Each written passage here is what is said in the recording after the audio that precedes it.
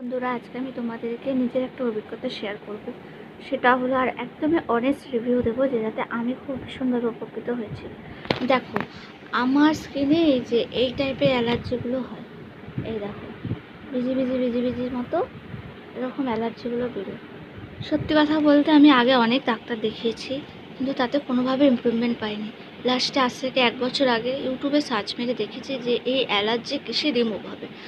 তো সত্যি বলতে এই মলমটা দেখেছিলাম যে কিছু ডক্টর সাজেস্ট করেছে। তো এই মলমটা এতটাই ভালো, মানে তোমাদেরকে আমি বলে বোঝাতে পারবো না।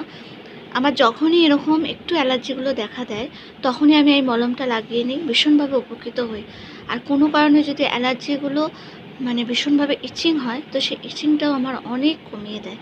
আর এই অ্যালার্জিটা বেশিরভাগ দেখতে পাই ঘাড়ে, হাতের কনুই, তারপর হচ্ছে পায়ের থাই, এসব জায়গায় অ্যালার্জিগুলো হয়।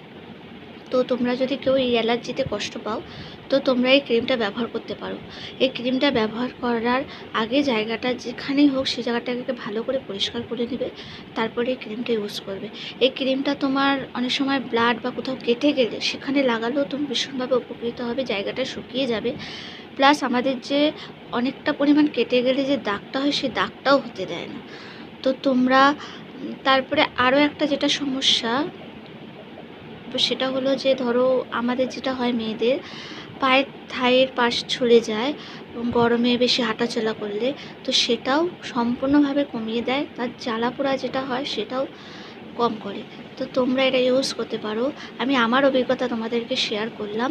তো তোমরা ভীষণভাবে উপকৃত হবে। আর তোমরা যদি সত্যি উপকৃত হয়ে থাকো তাহলে আমাকে জানাবে।